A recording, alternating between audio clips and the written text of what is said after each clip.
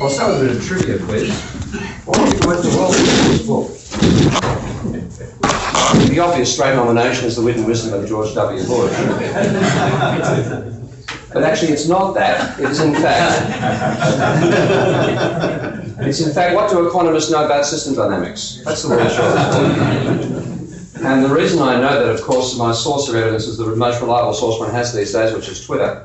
But what actually happened was back in December of 2012, when I was starting to develop Minsky, I had a blog of war occasions, a character called Noah Smith. Now, I presume most people in this room haven't heard of him, but he has about 23,000 followers on Twitter, so he's got a certain amount of influence. He blogs on Bloomberg View. So he's got a certain status, and Paul Krugman will quote him favourably, unlike the way he quotes me in his blog. So you've got to interact with this guy occasionally. Out of the blue, he put this tweet up, saying, thinking of writing a post on the absurdity of Steve Keen's new Minsky tour. Worth it, not worth it, counterproductive? I was actually walking off to a nephew's graduation at the time, having flown back from Sydney a matter of the same day as catching the train down, and I instantly replied, any neoclassical calling system dynamics platform absurd, you are priceless. And then off he goes, well, it's on now, so we go for a Twitter war. And I invited him to make the first strike. I said, okay, fire when ready.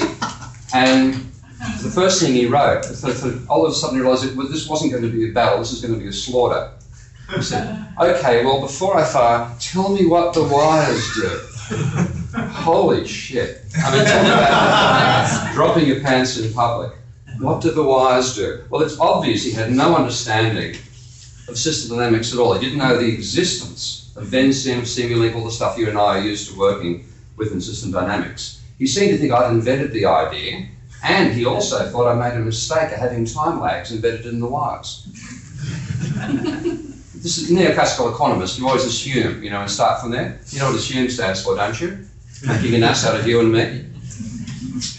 He made an ass out of himself, fortunately. And of course, this classic advice you give somebody who's really stuffed up. If you're in a hole, stop digging. Well, economists actually revised that. If you're in a hole, keep right on digging. So he kept on going. I tried to stop him. But he kept on going. And I was explaining the logic here and talking about Runge algorithms and stuff like that. Here he goes, presuming that there are lags in what are supposed to be definitional entities. He doesn't realise you use the wires to define things, not to bring in the lags themselves. So he was lecturing me on the whole thing, and I finally had all I could take, and ended in a very polite fashion of telling me he's jumping the shark. About time he stopped making a fool of himself. He then dived in and tried to embarrass me with some of my writings, which was the usual thing neoclassicals do. But it just shows how ignorant economists are of system dynamics. And that's only a handful of non-mainstream economists use it. People like Mike Rudziki, who's been president of the International Association, David Week, who's now in Norway, I think actually may have moved out of Norway recently.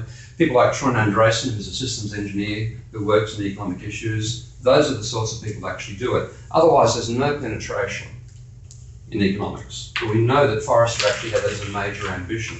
And the people who wrote The Limits to Growth really thought that they'd be showing economists the way they could escape from ceteris paribus. They didn't realise economists were actually quite happy living inside ceteris paribus. They didn't want to escape.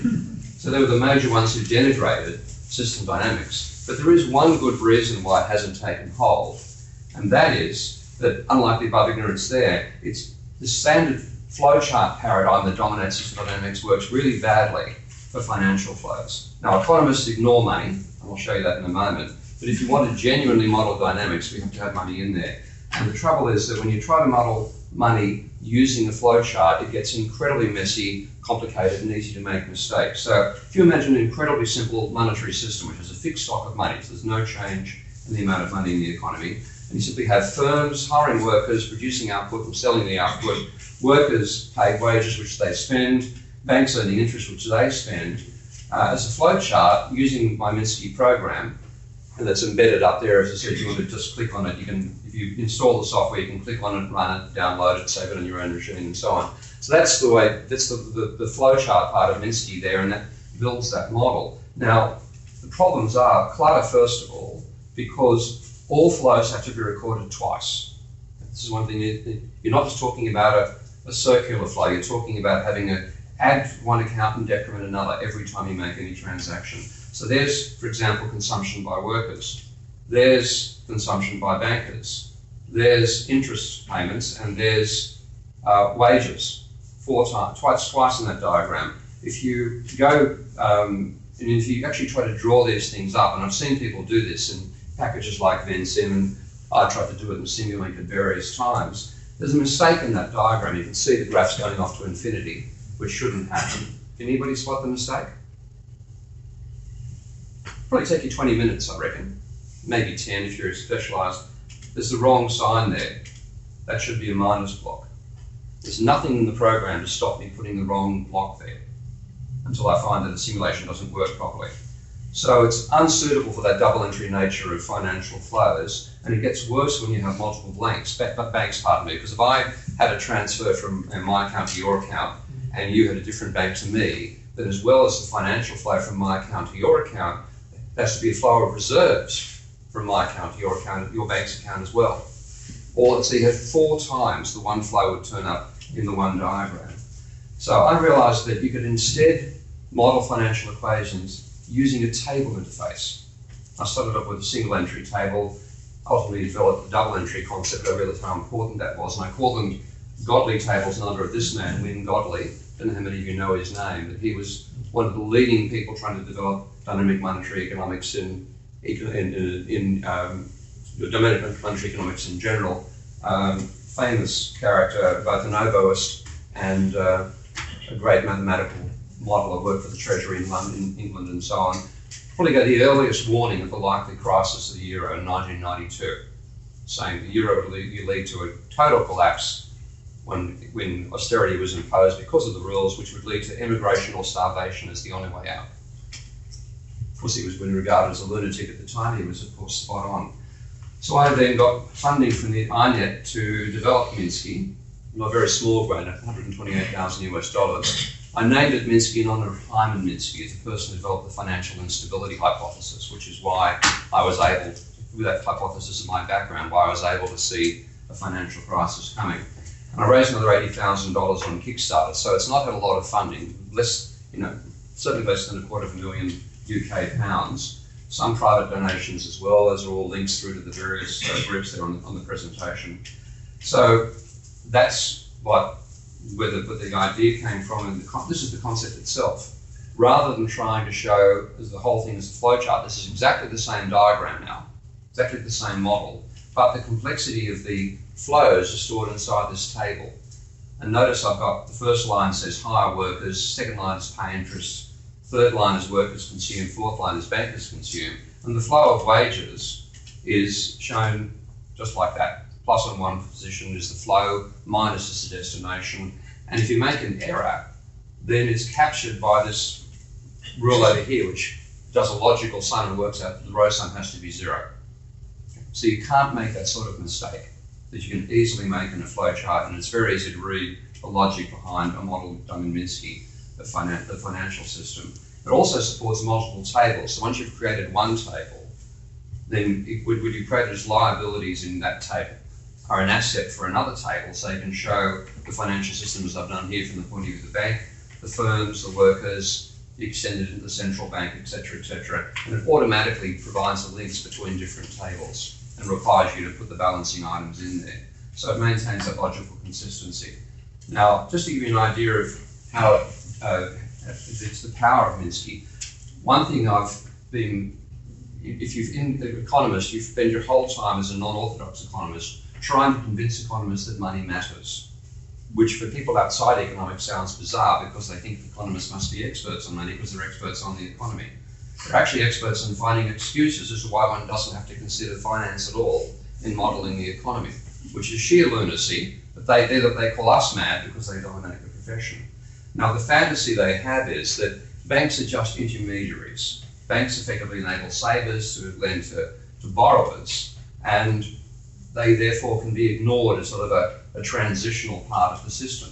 Now, I'm talking about a slightly more famous economist here. This is Paul Krugman, Nobel Prize and 1.33 million followers, so rather more serious following than Noah. But way back, he had a blast at me. Again, these blasts come out of the blue.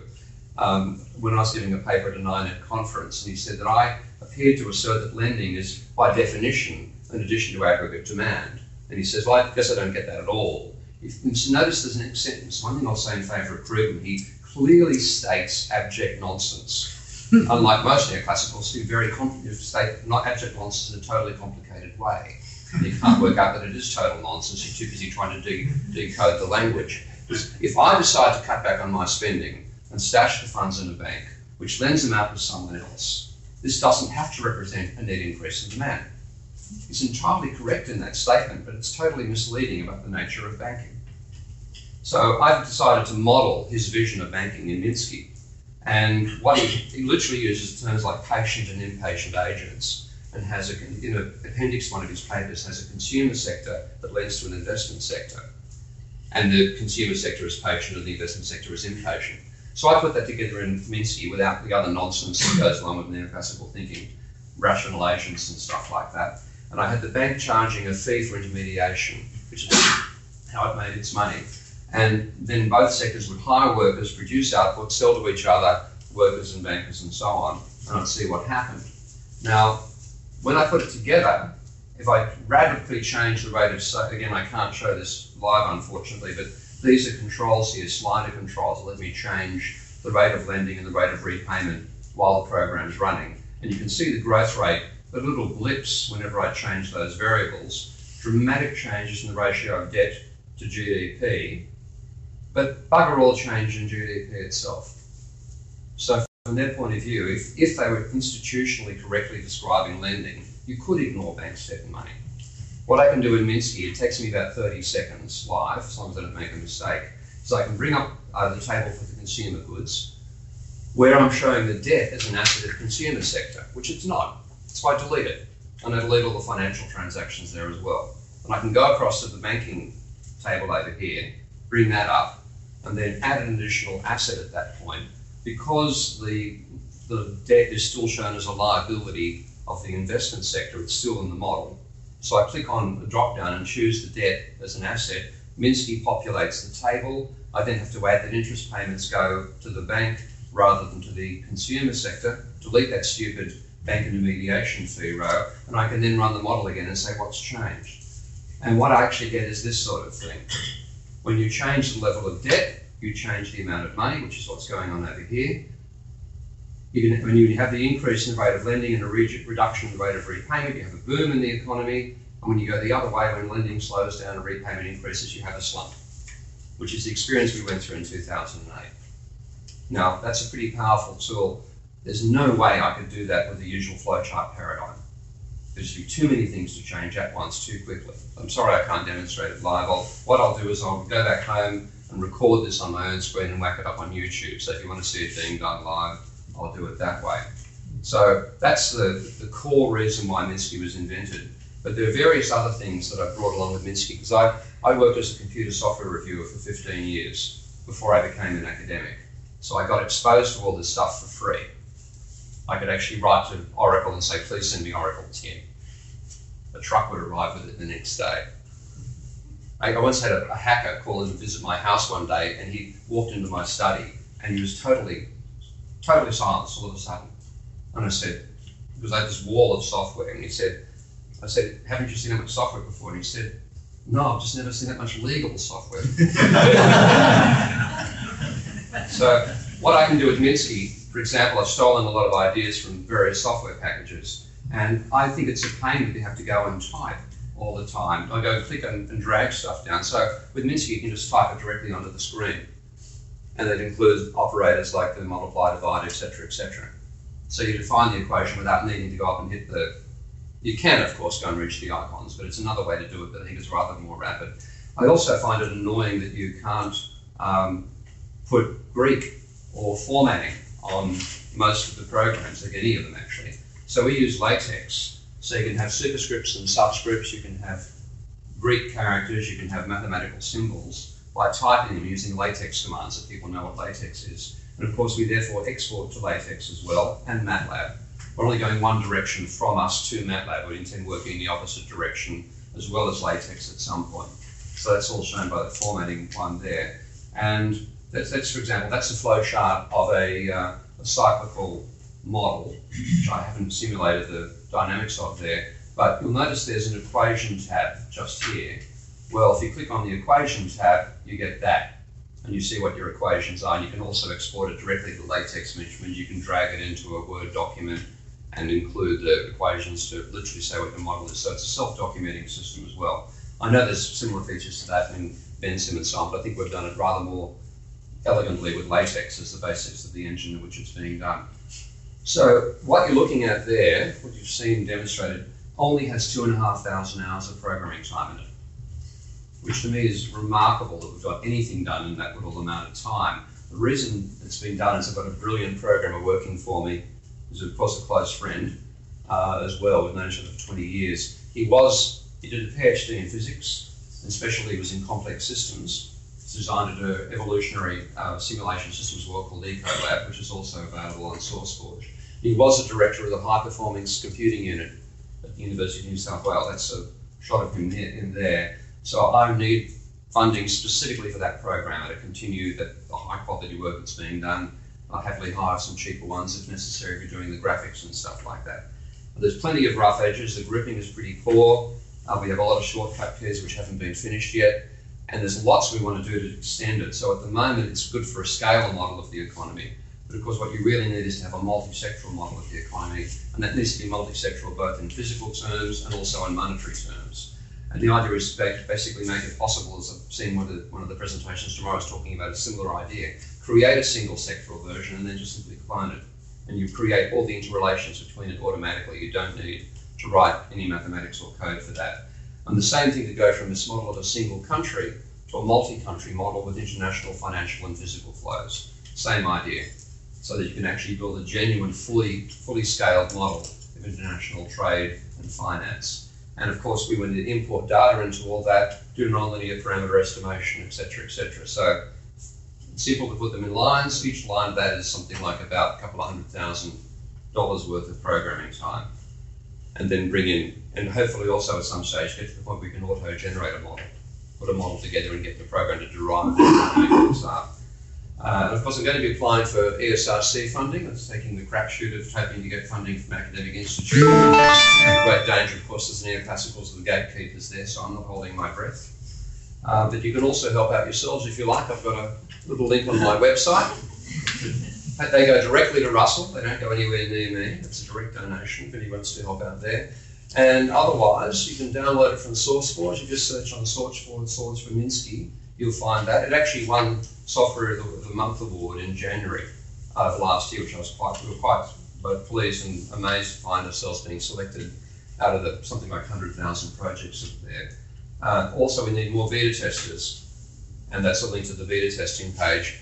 And what we really need is help to drag economists in the 21st century, because they're still back in the 19th. They don't actually realise that it's over. Thank you.